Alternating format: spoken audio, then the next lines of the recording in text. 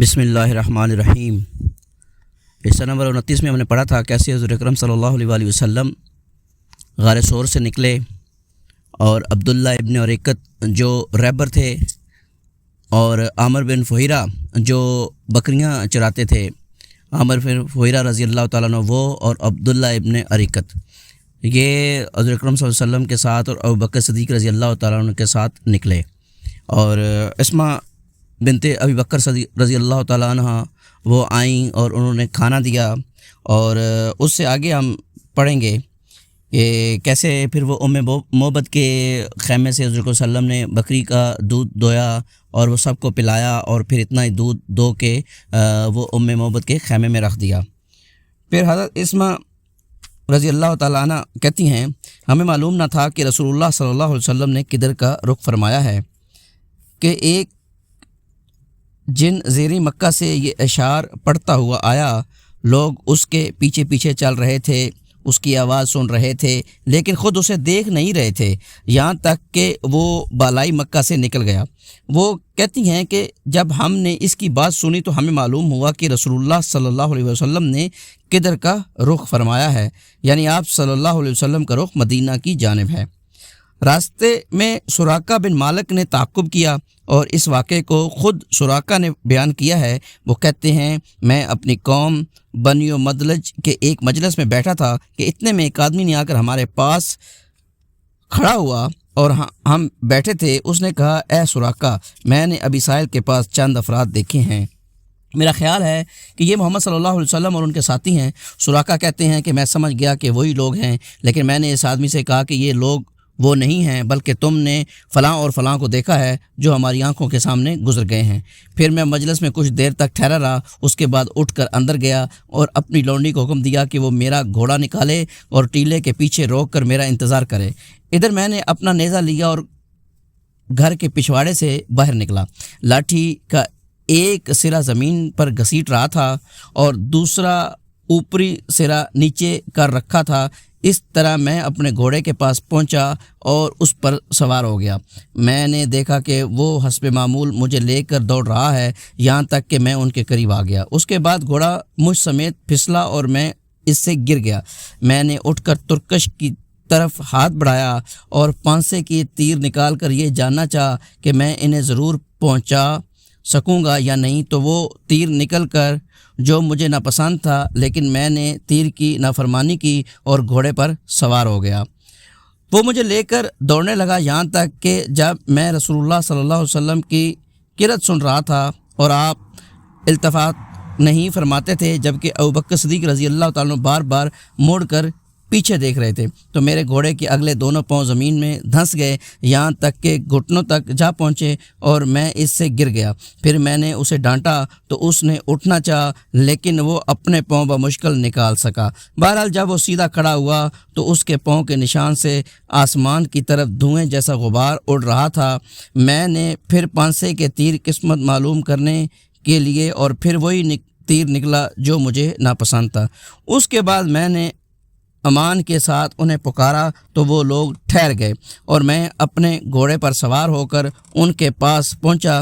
جس وقت میں ان سے روک دیا گیا تھا اسی وقت میرے دل میں یہ بات بیٹھ گئی تھی کہ رسول اللہ صلی اللہ علیہ وسلم کا معاملہ غالب آ کر رہے گا۔ چنانچہ میں نے آپ صلی اللہ علیہ وسلم سے کہا کہ آپ صلی اللہ علیہ وسلم کی قوم نے آپ صلی اللہ علیہ وسلم کے بدلے دیت کا انعام رکھا ہے، اور ساتھ ہی میں نے لوگوں کے عزائم سے آپ صلی اللہ علیہ وسلم کو آگاہ کیا اور توشہ اور ساز و سامان کی بھی پیشکش کی، مگر انہوں نے میرا کوئی سامان نہیں لیا اور نہ مجھ سے کوئی سوال کیا، صرف اتنا کہا کہ ہمارے متعلق رازداری برتنا۔ میں نے آپ صلی اللہ علیہ وسلم سے گزارش کی کہ آپ صلی اللہ علیہ وسلم مجھ پر وانہ امن لکھ دیں۔ آپ صلی اللہ علیہ وسلم نے عامر بن فہیرہ کو حکم دیا اور انہوں نے چمڑے کے ایک ٹکڑے پر لکھ کر میرے حوالے کر دیا۔ پھر رسول اللہ صلی اللہ علیہ وآلہ وسلم آگے بڑھ گئے۔ اس واقعے سے متعلق خود ابوبکر صدیق رضی اللہ تعالیٰ عنہ کی بھی ایک روایت ہے، ان کا بیان ہے کہ ہم لوگ روانہ ہوئے تو قوم ہماری تلاش میں تھی کہ مگر سراقہ بن مالک بن جاشم کے سوا جو اپنے گھوڑے پر آیا تھا اور کوئی ہمیں نہ پا سکا۔ میں نے اے اللہ کہ رسول صلی اللہ علیہ وسلم یہ پیچھا کرنے والا ہمیں آ لینا چاہتا ہے۔ آپ صلی اللہ علیہ وسلم نے فرمایا لا تحزن ان اللہ معنا، غم نہ کرو، اللہ ہمارے ساتھ ہے۔ بہرحال سراقہ بن مالک واپس ہوا تو دیکھا کہ لوگ تلاش میں سرگرداں ہیں۔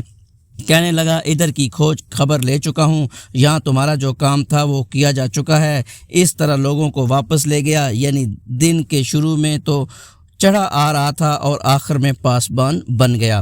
راستے میں نبی اکرم صلی اللہ علیہ وآلہ وسلم بریدہ اسلمی ملے۔ یہ اپنی قوم کے سردار تھے اور قریش نے جس زبردست انعام کا اعلان کر رکھا تھا اسی کی لالچ میں نبی اکرم صلی اللہ علیہ وسلم اور ابوبکر صدیق رضی اللہ تعالیٰ عنہ کی تلاش میں نکلے تھے، لیکن جب رسول اللہ صلی اللہ علیہ وسلم سے سامنا ہوا اور بات چیت ہوئی تو نکر دل دے بیٹھا اور اپنی قوم کے 70 آدمیوں سمیت وہیں مسلمان ہو گئے۔ پھر اپنی پگڑی اتار کر نیزہ سے باندھ لی، جس کا سفید پھریرا ہوا ہوا میں لہراتا اور بشارت سناتا تھا کہ امن کا بادشاہ، صلح کا حامی، دنیا کو عدالت و انصاف سے بھرپور کرنے والا تشریف لا رہا ہے۔ راستے میں نبی اکرم صلی اللہ علیہ وآلہ وسلم کو حضرت زبیر بن عوام رضی اللہ تعالیٰ عنہ ملے۔ یہ مسلمانوں کے ایک تجارت پیشہ گروہ کے ساتھ ملک شام سے واپس آ رہے تھے۔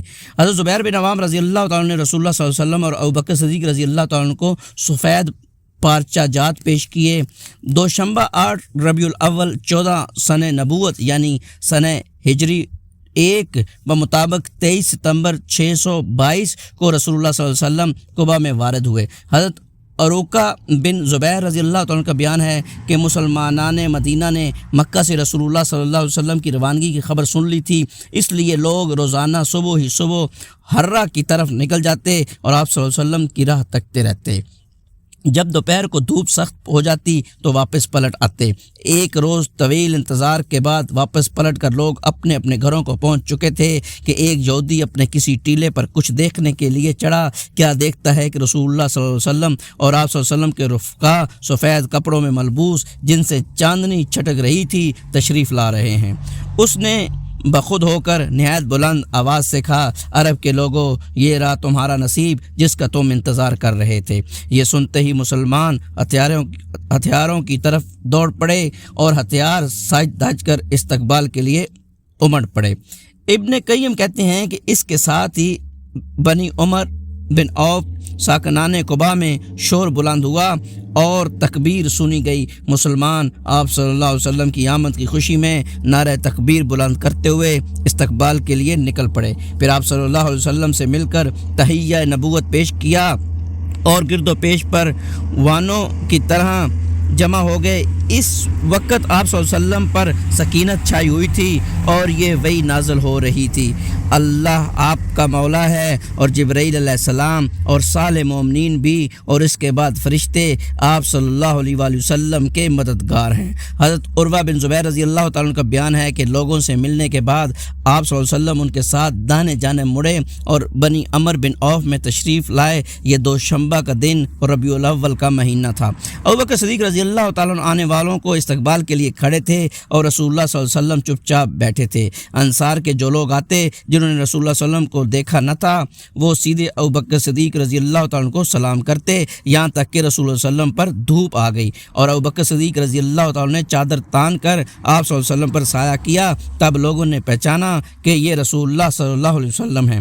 آپ صلی اللہ علیہ وسلم کے استقبال اور دیدار کے لیے سارا مدینہ امڈ پڑا تھا۔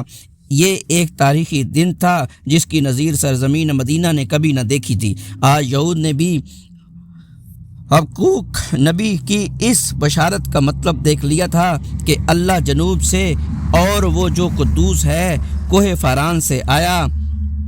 رسول اللہ صلی اللہ علیہ وسلم نے قباء میں کلثوم بن حدم اور کہا جاتا ہے کہ سعد بن خیسمہ کے مکان میں قیام کیا۔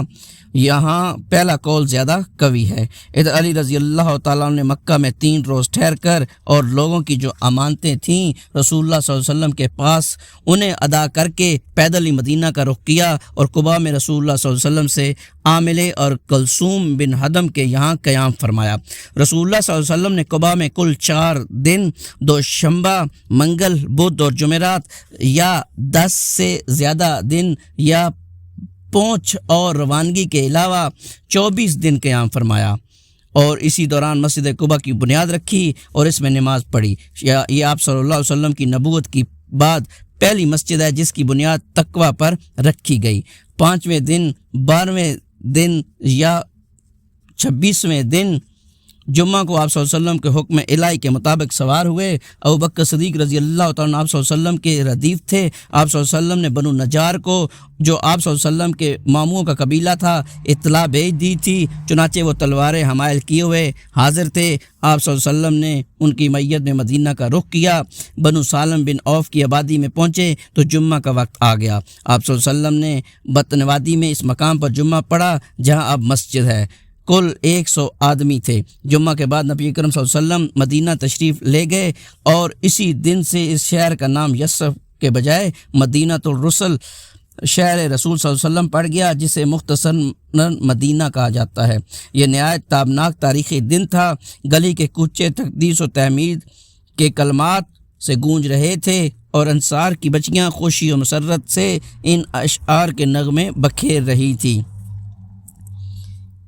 ان پہاڑوں سے جو ہیں سوئے جنوب 14ویں کا چاند ہے ہم پر جو چڑھا، کیسا عمدہ دین اور تعلیم ہے، شکر واجب ہے ہمیں اللہ کا، ہے اطلاعات فرض تیرے حکم کی، بھیجنے والا ہے تیرا کبریا۔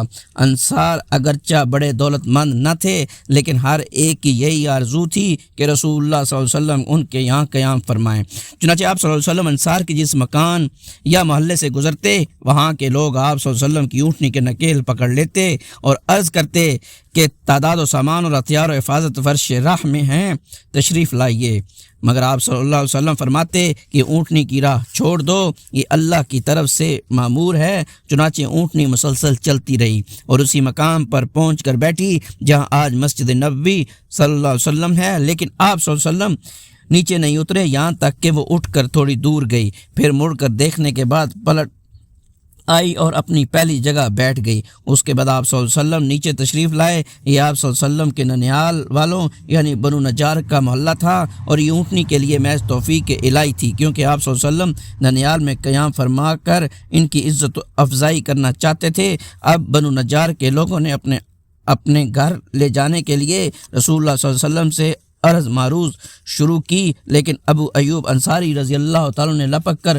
کجاوا اٹھا لیا اور اپنے گھر لے کر چلے گئے۔ اس پر رسول اللہ صلی اللہ علیہ وسلم فرمانے لگے، آدمی اپنے کجاوے کے ساتھ ہے۔ ادھر حضرت سعد اسد بن زرارہ رضی اللہ عنہ نے آ کر اونٹنی کی نکیل پکڑی، چنانچہ یہ اونٹنی انہی کے پاس رہی۔